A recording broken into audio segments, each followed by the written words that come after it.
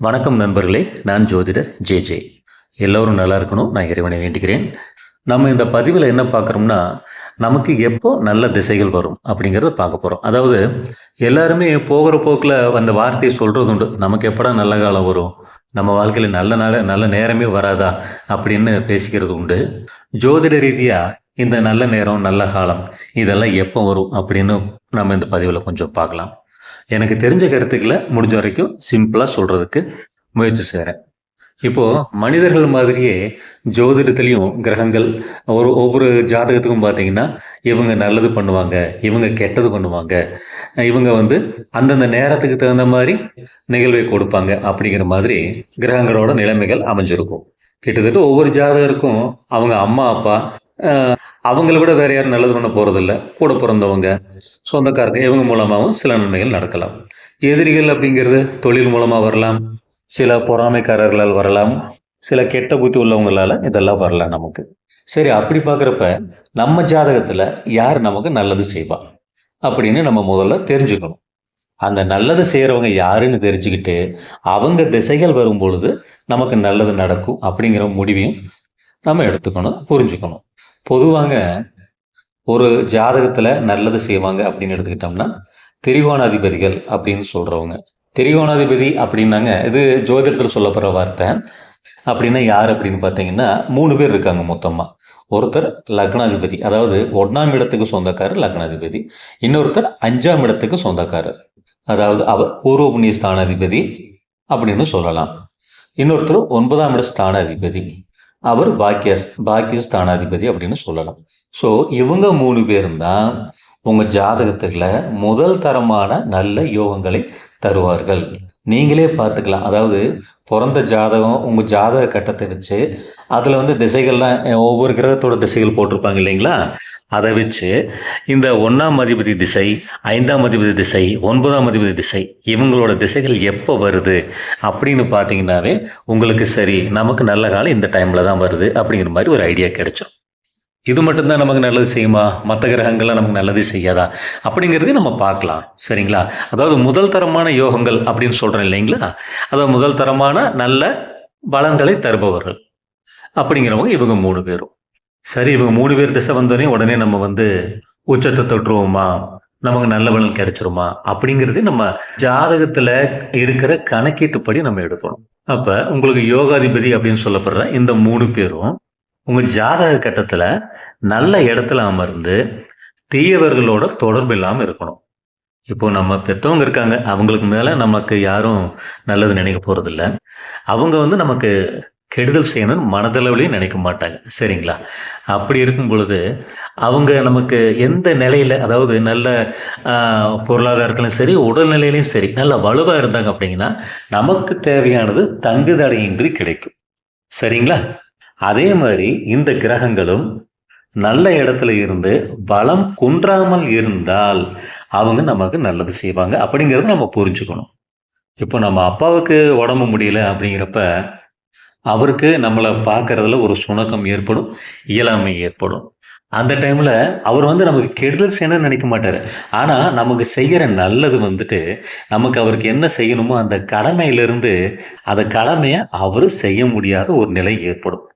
நண்பர்களே, ஓரளவுக்கு உங்களுக்கு புரியும்னு நினைக்கிறேன் நான் சொல்ல வர கான்செப்ட். இப்போ உதாரணத்துக்கு மேச லக்னம் எடுத்துக்கலாம். அதாவது நண்பர்களே, ராசி நான் குறிப்பிடுவதல்ல, லக்னத்தை குறிப்பிடுகிறேன். அப்போது மேச லக்னம் எடுத்துட்டிங்கன்னா அந்த லக்னாதிபதி செவ்வாய். ஓரளவுக்கு ஜோதிடம் பற்றிய புரிதல் உள்ளவங்களுக்கு இது தெரியும்.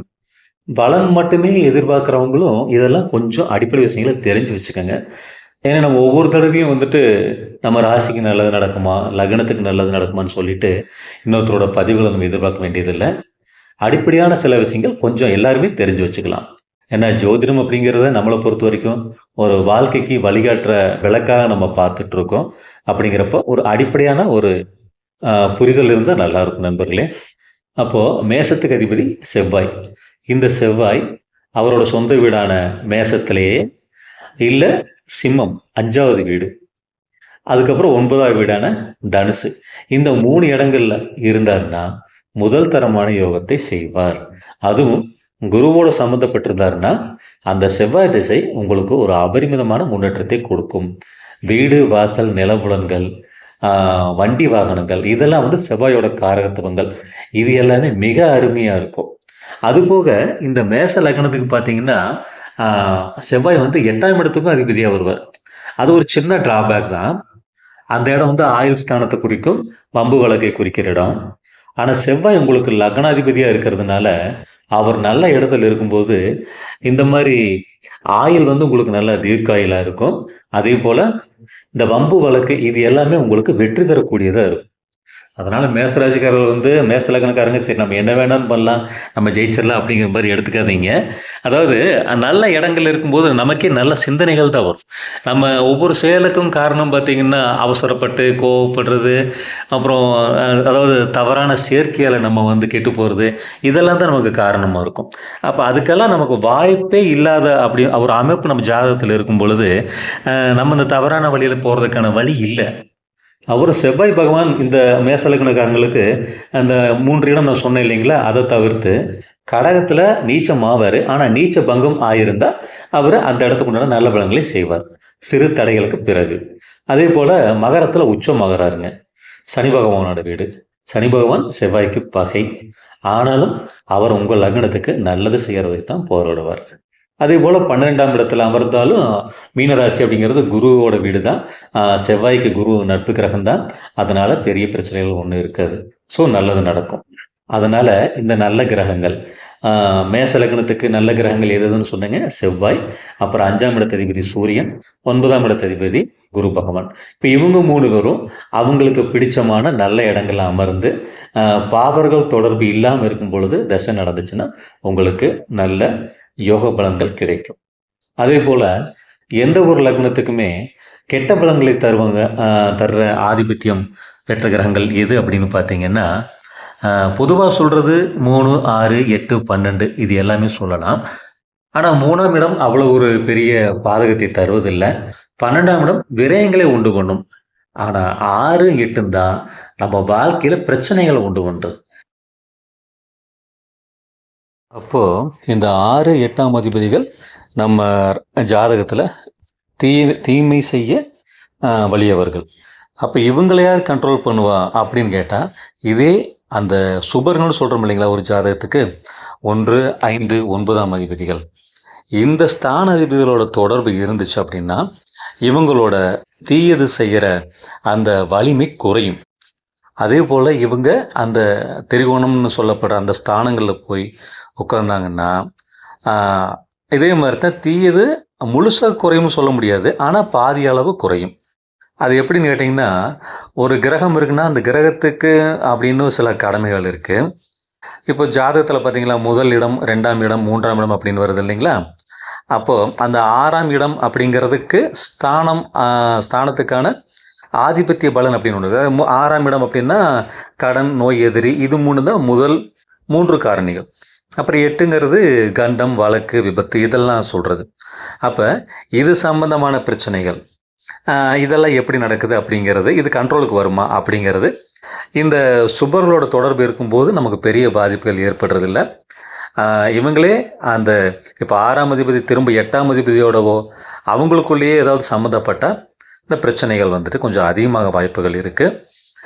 இப்படித்தான் பலன் எடுக்கணும் நண்பர்களே. ஏன்னா ஜோதிடம் அப்படிங்கிறது 9 ராசி, 27 நட்சத்திரம் இருக்குது. அந்த 27 நட்சத்திரத்துக்கு ஒவ்வொரு பாதம் இருக்குது. இத்தனையோட கலவைகள் அதிலிருந்து சேர்ந்து தான் பலன் எடுக்க முடியும். ஆனா மேஜர் கான்செப்ட் இந்த கிரகங்களும், அந்த ஸ்தானங்களும் 1, 2, 3ன்னு சொல்றோம் இல்லைங்களா? 1வது கட்டம், 2வது கட்டம் அதுதான் வழங்குறாங்க.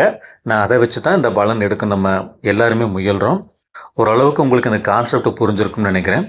இந்த பதிவு உங்களுக்கு உபயோகமாக இருக்கும் அப்படின்னு நினச்சிங்கன்னா, என்னோட சேனலை சப்ஸ்கிரைப் பண்ணி ஆதரவு கொடுங்க. உங்கள் நண்பர்களுக்கு ஷேர் பண்ணுங்கள். உங்களோட கருத்துக்களை கமெண்ட் பாக்ஸில் சொல்லுங்க. நானும் பதில் சொல்கிறேன். ஸ்ரீ மாந்தீஸ்வரனையும் கணக்கன்பட்டி சித்தரையும் வணங்கி விடைபெறுகிறேன் நண்பர்களே. வணக்கம். மீண்டும் அடுத்த வீடியோவில் சந்திக்கலாம்.